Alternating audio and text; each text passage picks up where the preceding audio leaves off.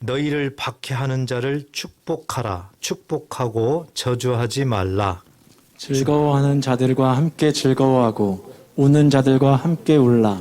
서로 마음을 같이 하며 높은 데 마음을 두지 말고 도리어 낮은 데 처하며 스스로 지혜 있는 체 하지 말라.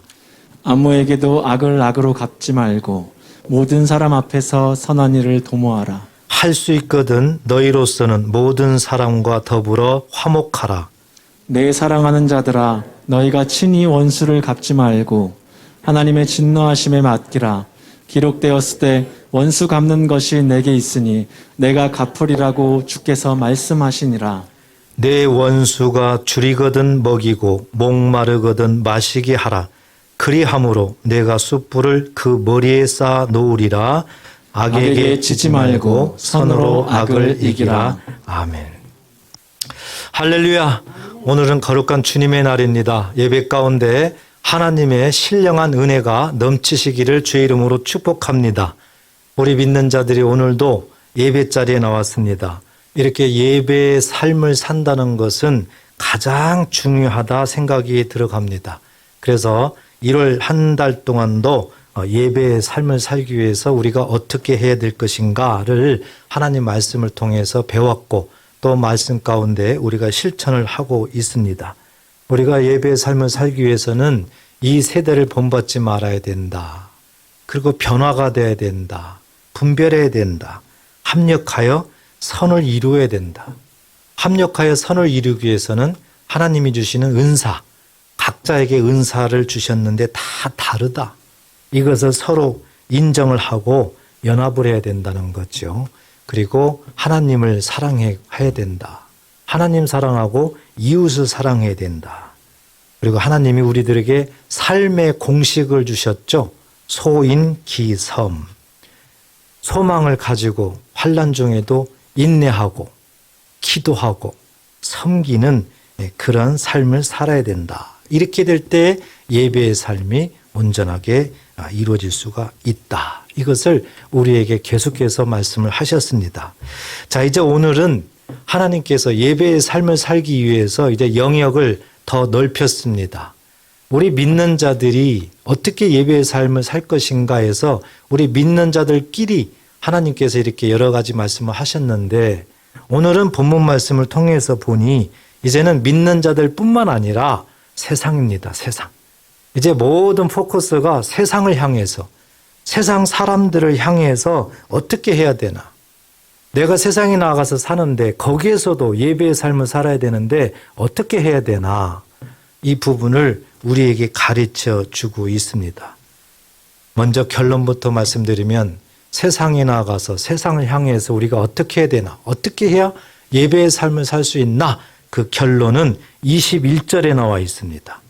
악에게 치지 말고 선으로 악을 이기라. 이 말씀이 결론입니다. 우리가 세상에 나가서 어떻게 살아야 예배의 삶을 살 수 있을까? 악에게 치지 말래요. 악에게. 선으로 악을 이기라. 꼭 마음에 새기시기를 바랍니다. 여러분, 악이라는 게 뭡니까? 악. 우리가 사람의 기준과 하나님의 기준으로 이렇게 좀 나눠서 생각을 해야 됩니다. 사람의 기준의 악은 한마디로 얘기해서 아주 나쁜 거죠. 나쁜 거예요. 우리의 일상생활에서 아주 나쁜 일이 악이죠. 악.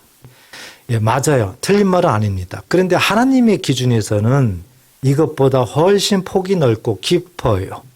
한마디로 말하면은 이 악이라는 것은 사단으로부터 시작된 세상 일들이에요. 사단으로부터 시작된 모든 세상 일들이 하나님이 보셨을 때는 악이다. 악. 그래서 우리 생각과 하나님의 생각을 이렇게 항상 비추면서 우리가 하나님 말씀을 깨달아야 되는 것입니다. 그러니까 하나님의 밖에 있는 일, 하나님과 상관없는 일은 하나님이 보셨을 때 악이라고 하는 거예요. 악. 자, 그리고 반대편을 보면은 선이라는 말이 나오겠죠, 이제. 예. 선으로 악을 이기라 그랬기 때문에. 예. 선은 뭡니까?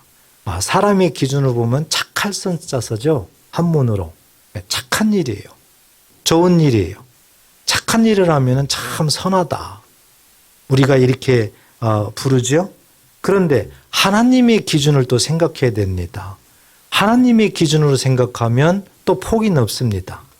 하나님의 기준으로 말을 하게 되면 영역이 넓어요. 하나님께서 말씀하신 이 선이라는 것은 뭐냐? 한마디로 얘기하면 하나님 말씀이에요.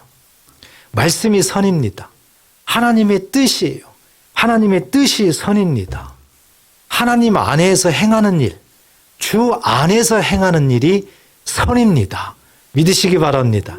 그러니까 하나님이 말씀하는 이 선이라는 것은 항상 하나님 안에서 하나님을 빼놓고는 성립할 수가 없는 겁니다. 자, 이러기 때문에 우리가 선과 악을 생각할 때 이런 문제가 우리가 이렇게 생각할 수가 있어요. 예수를 안 믿습니다. 하나님과 상관이 없습니다. 그런데 좋은 일 하는 사람들 많죠. 하나님을 믿지 않는데, 예수님을 믿지 않는데 구제하는 사람들 많잖아요. 주변에 많이 봤죠. 자, 이런 사람들을 하나님은 어떻게 보실까입니다. 이런 사람들을 하나님이 어떻게 보실까? 사람이 봤을 때는 정말 좋은 일 합니다. 그러니까 정말 선한 사람입니다. 맞습니까? 맞습니까? 그런데 하나님이 보셨을 때는 어떻습니까? 그 자체는 너무 선한 일이죠. 그 자체는 너무 좋은 일이죠. 근데 문제는 뭡니까? 하나님을 믿지 않는 게 문제예요. 예수님을 믿지 않는 게 문제예요. 자, 이럴 경우에 하나님은 선하다고 말하지 않습니다. 악하다고 말을 하는 겁니다. 그래서 우리가 예수를 믿는다는 것이 이렇게 중요하다. 하나님 안에서 어떤 일을 하든지 간에 한다는 것은 이렇게 중요하다는 것을 우리가 꼭 생각을 해야 된다는 것입니다. 악에게 지지 말고 선으로 악을 이기라. 자, 오늘 이 부분을 우리가 마음에 새기면서 선으로 악을 이기기 위해서는 그럼 어떻게 해야 되느냐? 하나님께서 오늘 말씀을 하셨어요. 자, 우리가 읽었던 말씀 중에서 14절 보겠습니다. 14절. 너희를 박해하는 자를 축복하라.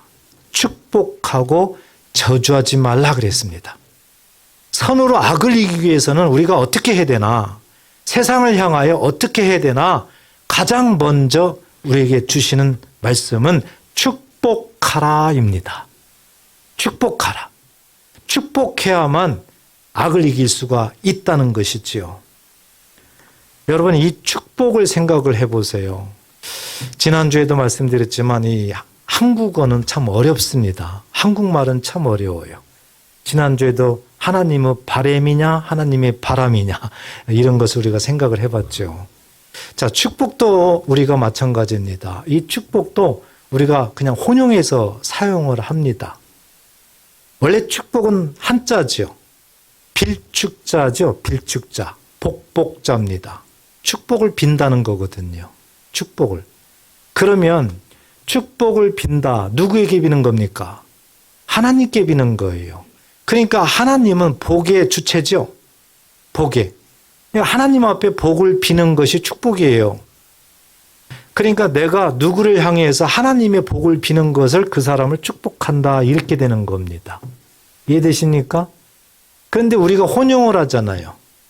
그냥 하나님이 축복해 주세요 그러잖아요. 그렇잖아요?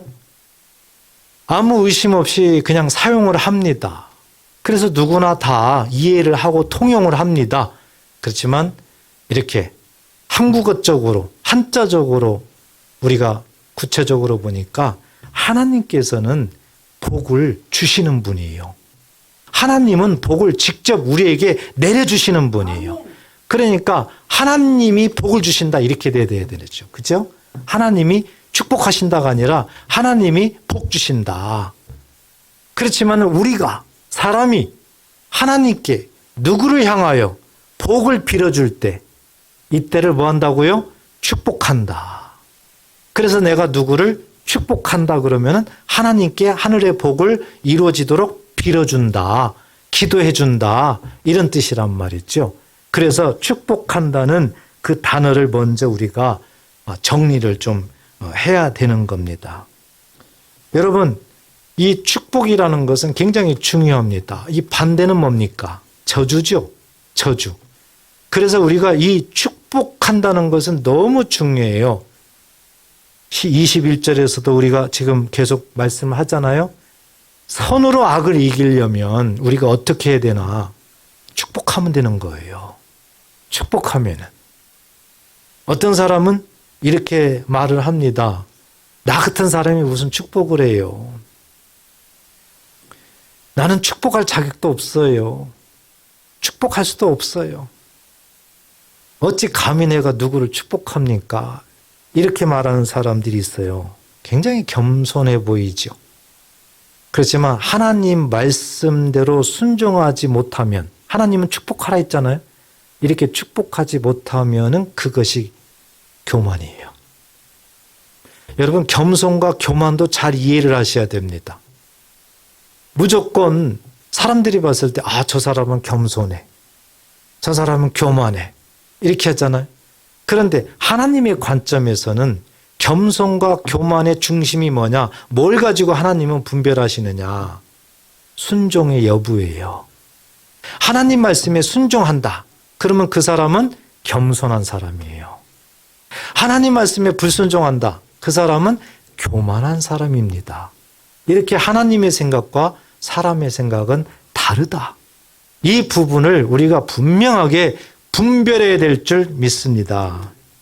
그래서 우리는 이렇게 축복을 해야 되는데 한번 생각해 보세요. 내가 누구를 축복할 수 있을까? 여러분, 축복할 수 있을까요? 없을까요? 있습니다. 내가 누구를 축복할 수가 있어요. 왜 축복할 수가 있을까요? 예수를 믿기 때문에 그렇습니다. 만약에 예수를 믿지 않는다면 축복할 자격 없어요. 축복해도 하나님과 상관이 없어요. 그런데 예수를 믿기 때문에 내가 누구에게든지 축복할 수가 있어요. 왜 예수를 믿으면 축복할 수가 있을까요? 신분이 바뀌어서 그래요. 신분이 바뀌어서 그래요. 우리는 원래 영적으로 보면 사단의 노예들이에요. 사단의. 그런데 예수를 믿음으로 말미암아 해방됐어요. 예수를 믿음으로. 그래서 이 사망의 권세에서 우리는 해방됐어요. 그래서 하나님의 자녀로 바뀌었어요. 신분 격상됐어요. 믿으시기 바랍니다. 우리가 하나님의 자녀가 됐어요. 이제는 세상에 살지만 노예가 아니에요. 하나님의 자녀이기 때문에, 하나님의 자녀의 권세가 있기 때문에 우리는 누구에게든지 축복할 수가 있다는 거죠. 그래서 예수 믿는다는 것이 이렇게 너무 중요하다는 거죠. 예수님이 직접 말씀하셨어요.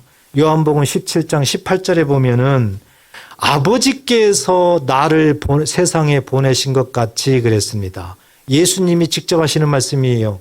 그러니까 아버지께서 예수님을 세상에 보내신 것 같이 그랬어요. 나도 그러면 누굽니까? 예수님이죠. 예수님도 그들을, 그 당시에 예수님이 말하는 그들은 12제자들이에요. 제자들.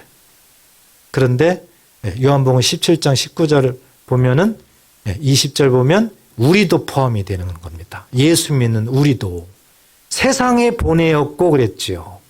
자, 이 말씀을 그대로 보면 예수님은 아버지께로부터 이 세상에 왔다가 되는 거죠. 그런데 예수님도 우리도 세상에 보냈다는 거거든요. 그렇다면 우리의 출발지는 어디였어요? 하나님 나라인 거예요. 우리도 하나님 나라에서 이 세상에 왔다는 겁니다. 우리가 이 세상에서 태어났고 이 세상에서 살고 있지만 하나님은, 예수 믿는 자들이 하나님 나라에서 이 세상으로 보내졌다는 겁니다. 믿으시기 바랍니다. 이 말씀대로 보면은 우리는 뭡니까? 우리는 뭐예요? 하나님 나라의 선교사입니다. 하나님 나라의 선교사예요. 이 땅에 파송된 선교사입니다. 여러분 생각해 보세요. 우리가 땅만 바라보고 살기 때문에 이런 걸 잘 생각하지 않잖아요. 그런데 하나님께서 우리에게 말씀하시는 걸 보면 정말 깜짝깜짝 놀라는 겁니다. 우리가 세상에서 태어났고 세상에서 살고 있는데 하나님은 그렇게 보지 않는 겁니다. 하나님 나라에서 하나님이 파송했다는 겁니다. 이 세상에. 선교사라요. 우리를 파송했다는 거예요. 얼마나 감격입니까? 누가 이렇게 알아주나요? 세상에서. 다른 사람은 알아주지 않아도 우리 하나님은 내가 예수를 믿음으로 말미암아 나를 신분 격상시키시고 하나님의 자녀로 삼으시고 하늘에서 이 땅에 파송하셨다고 우리에게 말씀하시는 줄 꼭 이 시간에 믿으시기를 축복합니다. 그래서 우리는 선교사예요. 그런데 오늘 14절에 축복하라 그랬죠. 그러니까 우리는 축복의 선교사입니다. 믿으시기 바랍니다. 축복의 선교사. 나는 축복의 선교사다. 한번 마음속으로 외쳐보세요. 시작. 나는 축복의 선교사다. 여러분, 우리가 이런 사람이에요. 누가 알아주지 않아도요, 하나님께서 인정하시고 하나님께서 우리에게 허락하신 하나님의 은혜입니다. 자, 그러면 이제 우리가 하늘에서 이 땅에 온 하늘의 선교사입니다. 축복의 선교사입니다. 그러면 세상을 향하여, 세상 사람들을 향하여 이제 축복을 해야 되잖아요. 무슨 축복을 할까요? 어떻게 축복을 할까요, 여러분? 돈 잘 벌어. 건강해. 어떤 축복을 하고 싶으세요, 여러분? 자녀가 잘 될 거야. 뭐 축복하실 거예요. 네, 다 중요합니다. 그렇지만 하나님이 원하는 축복이 있지요. 하나님이 원하는 축복을 우리가 해야 되는 거지요. 예수님께서 이 부분을 우리에게 언급을 하셨어요. 제자들에게 주기도문을 가르쳐 주잖아요. 너희는 이렇게 기도하라. 그때 예수님이 가르쳐 준 말씀 중에 있습니다. 마태복음 6장 10절에 보면 나라가 임하옵시며 뜻이 하늘에서 이루어진 것 같이 땅에서도 이루어지리다. 이렇게 기도하라는 겁니다. 이렇게 축복하라는 거죠. 그러니까 무엇을 축복할까? 하나님의 나라가 이루어지기를 축복하라는 거예요. 하나님의 나라. 하나님께서 말씀하신 하나님의 뜻이 이루어지기를. 땅의 것이 아니라 하늘의 것이 누구에게 이루어지기를 축복하라. 그러니까 축복할 때는 무조건 뭐 잘 사세요, 뭐 하세요, 이것도 중요하지만 그것은 사람의 관점의 축복이죠. 하나님의 관점에서 축복은 뭡니까? 하나님의 나라가 누구에게 이루어지기를 원하노라. 이루어지세요 하고 하나님의 것이 이 땅에 이루어지기를 축복하라는 겁니다. 우리 예수님께서 이 모습을 직접 제자들에게 말씀하셨어요. 명령하셨어요. 제자들에게 말씀을 잘 가르치시고 이제 어느 날 전도 여행을 보냅니다. 12제자에게 전도 여행을 이제 보내는 거예요. 그런데 그냥 보내는 것이 아니라 조목조목 구체적으로 가면은 이렇게 하라. 이런 집에 들어가라 하고 조목조목 가르쳐 주는 거예요. 자, 그 내용 중에서 마태복음 10장 12절에 보면은 이런 말씀이 있죠. 또 그 집에 들어가면서 평안하기를 빌라 그랬습니다. 평안하기를 빌라. 여러분, 이 평안이 뭡니까? 평강이에요. 예, 땅의 것을 말하는 것이 아니라 하나님의 평강을 말하는 거예요. 하나님의 것이 이루어지기를 그 집에 들어가면은 축복하라는 겁니다. 평안을 빌라. 그러니까 예수님도 무엇을 축복하라는 겁니까? 하나님의 것이 이루어지기를. 오직 하나님의 평강이 이루어지기를 그 집에 축복하라. 누구에게 축복하라. 이렇게 말하는 거예요. 자, 이렇게 축복하면 13절에 보니까 그 집이 이에 합당하면 그랬어요. 누가 축복하면은 축복한 대로 그 집이 합당하면 받을만 하면 이렇게 되는 거겠죠. 너희 빈 평안이 너희가 축복한 그 평안이 거기에 임할 것이요. 거기는 그 집이죠. 그 집에 그대로 임한다는 거예요. 이것이 하나님의 자녀의 권세입니다. 이것이 하나님의 자녀의 말의 힘입니다.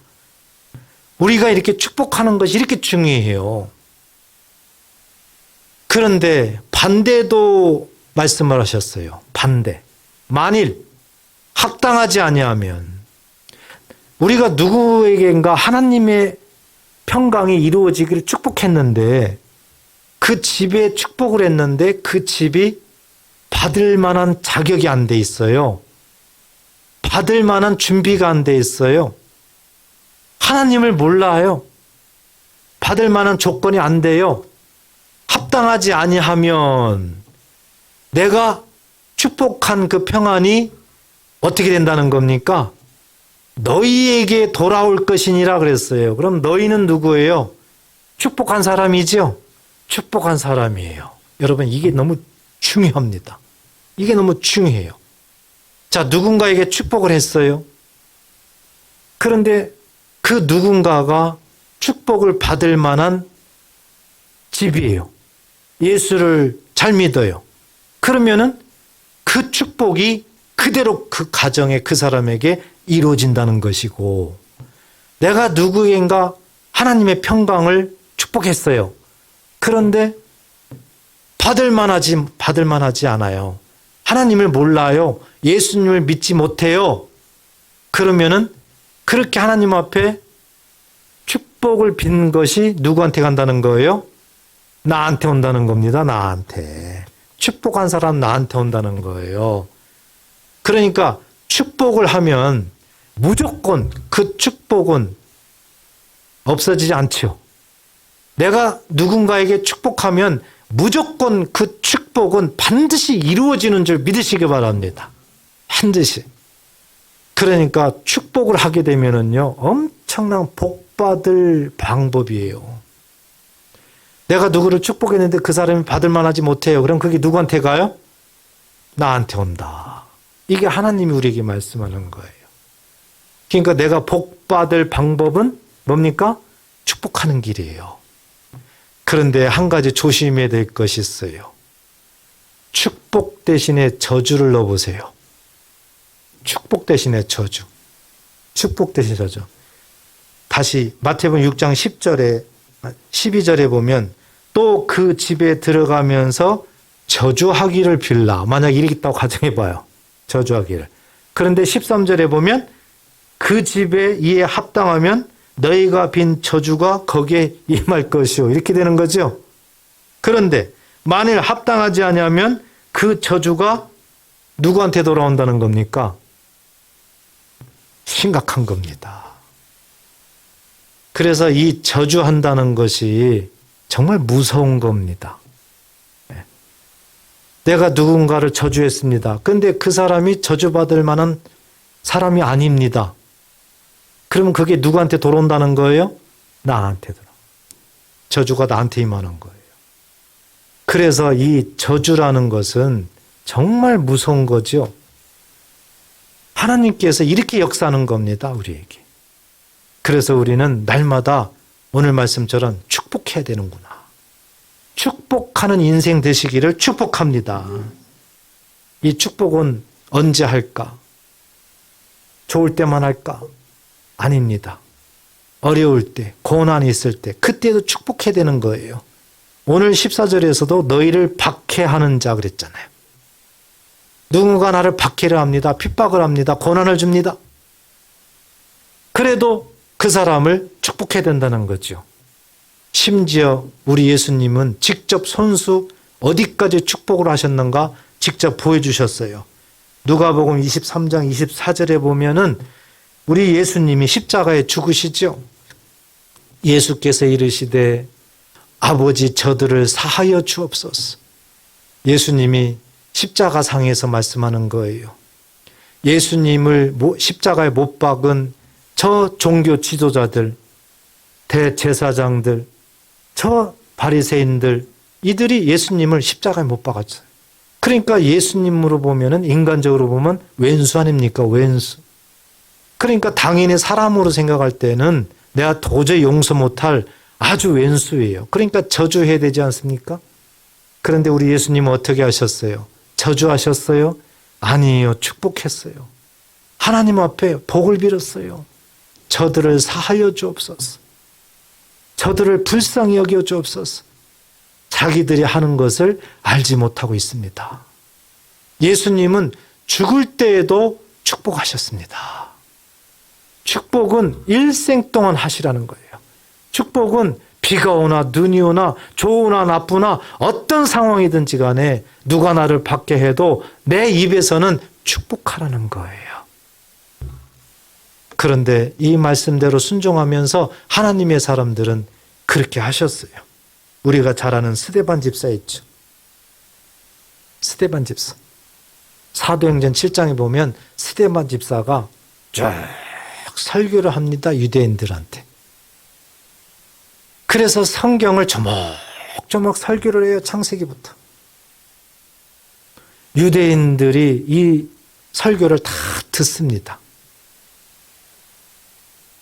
그런데 그들의 마음에는 원성이 나는 거예요. 마음에 막 찔립니다. 잘못된 것을 완전히 콕콕콕 찔르니까는 말씀으로. 회개해야 되는데 이 유대인들이 회개하는 것이 아니라 오히려 원성을 사요. 원성을 사. 그러면서 그들은 스데반을 죽이자. 악한 마음을 먹습니다. 스데반을 죽이려고 하는 거예요. 그래서 스데반을 성 밖으로 내치는 겁니다. 성 밖으로. 그리고 돌로 쳐 죽이려고 합니다. 그런데 그때 스데반이 하늘을 봤어요. 하늘을 봤더니 하늘문이 열렸습니다. 하나님 보좌가 보입니다. 그런데 우리 예수님께서 보좌에 앉아 계시다가 일어섭니다. 예수님이 일어서서 그 스데반에게 안타까운 모습으로 마치 스데반아 힘내라. 조금만 참아라. 용기를 줍니다. 스데반이 그 모습을 봤어요. 그 영광을 봤어요. 얼마나 찬란한 영광입니까?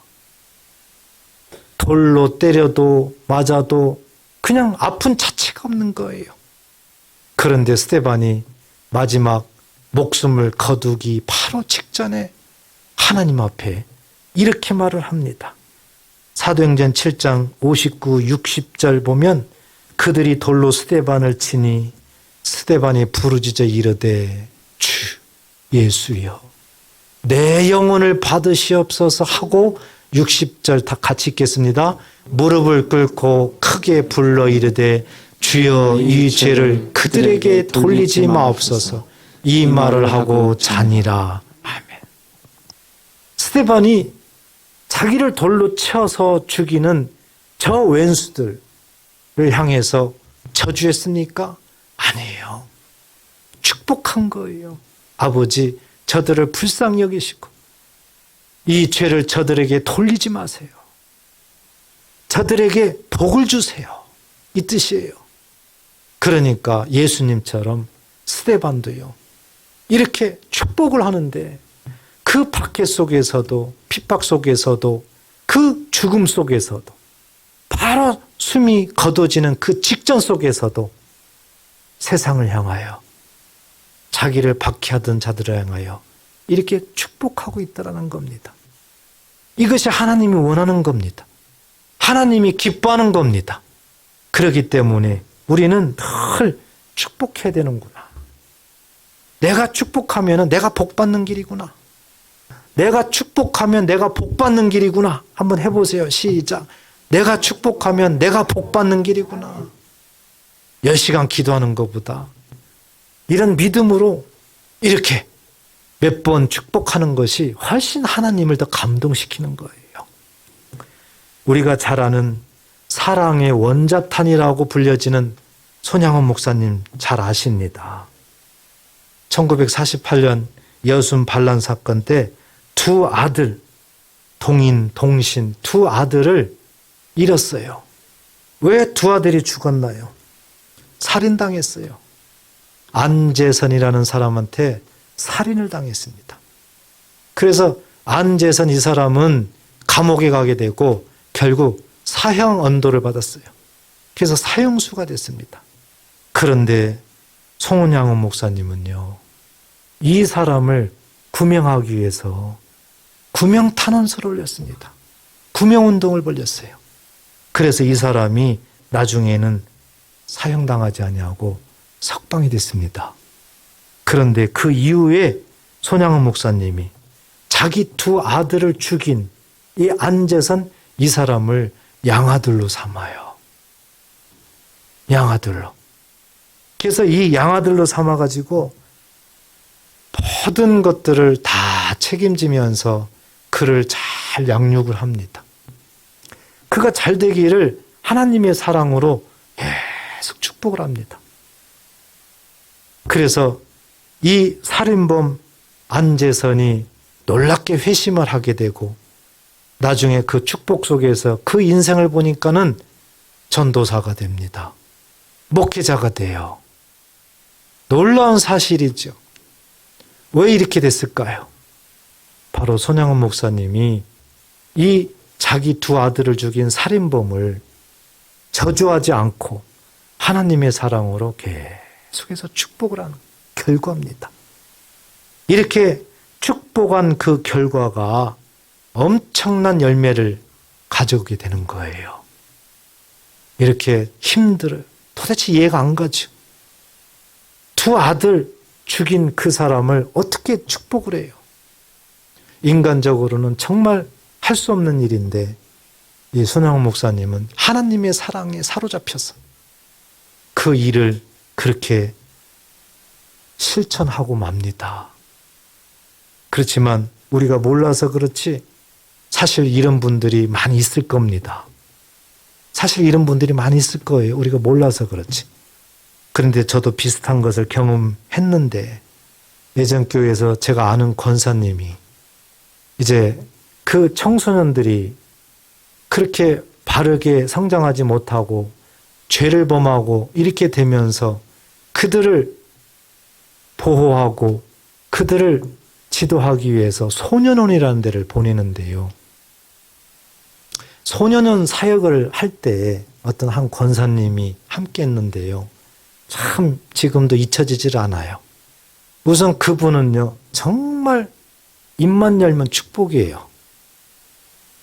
만나면 축복이에요. 그래서 저도 굉장히 힘을 많이 얻었어요. 목사님, 오늘도 하나님의 은혜가 넘칠 겁니다. 우리가 가는 곳마다 성령의 능력으로 우리를 인도할 겁니다. 목사님 힘내세요. 그러니까 이분은 아주 그냥 회복의 멘트맨이에요. 얼마나 축복을 잘하는지 몰라요. 그런데요, 이제 그 소년원에서 한 소년을 담당하게 됐는데 살인범이에요. 살인범. 그러니 얼마나 악하겠습니까?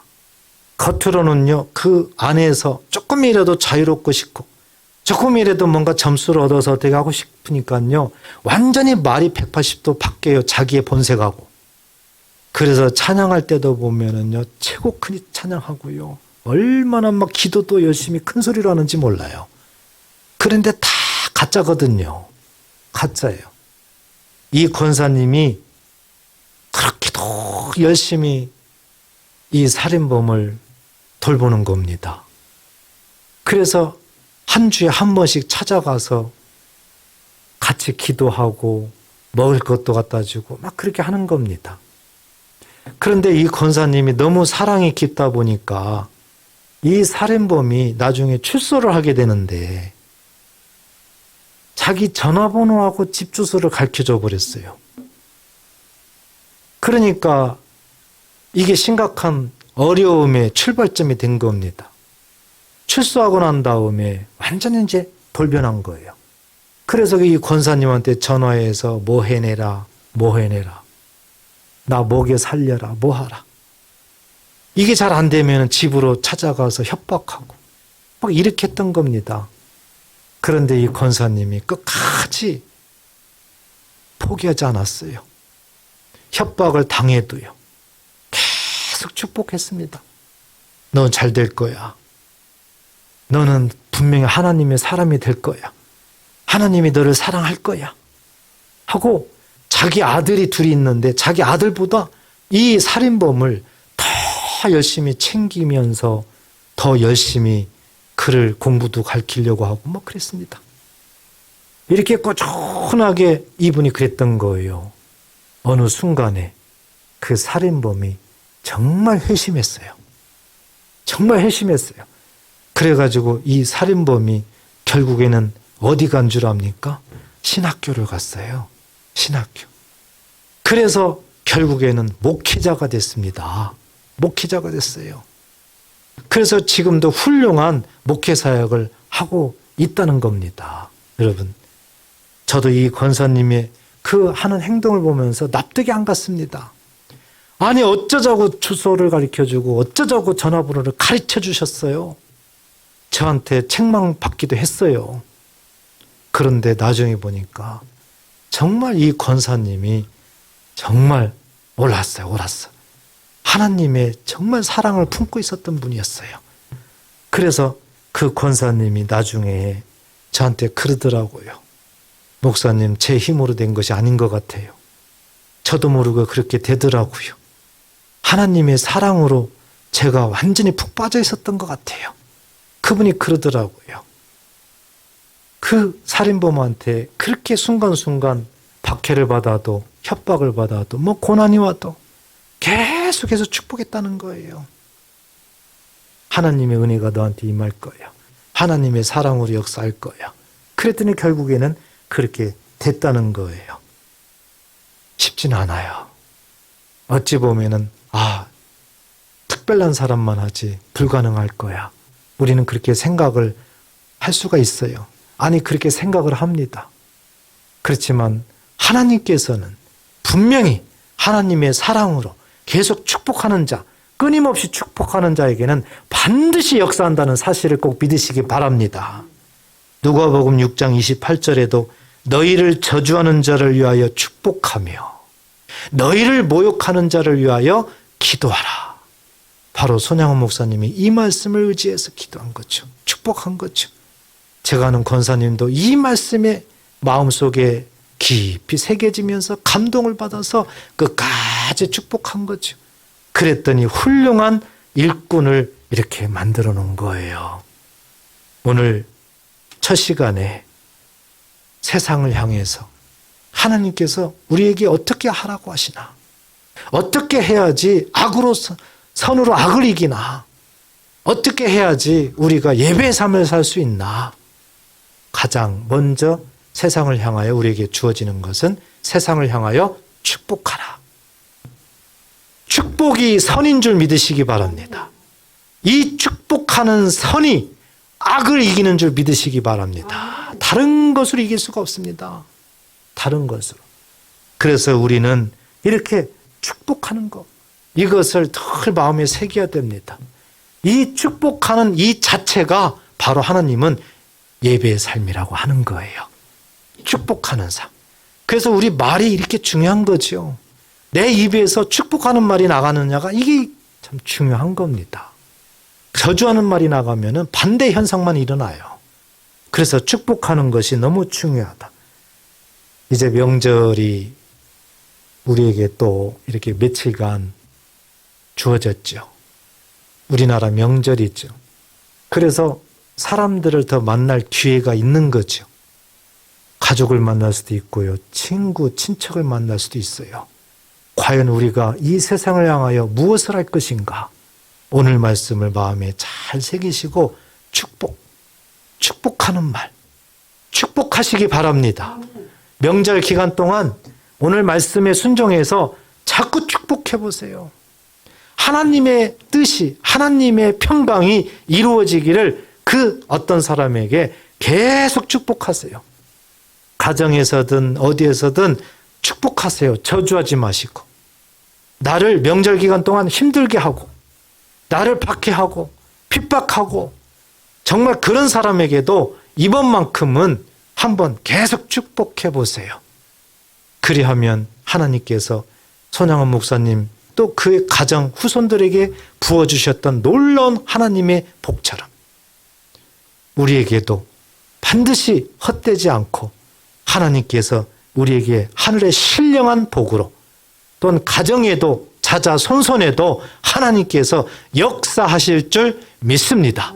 이와 같은 은혜를 꼭 받으시기를 주의 이름으로 축복합니다. 기도하겠습니다.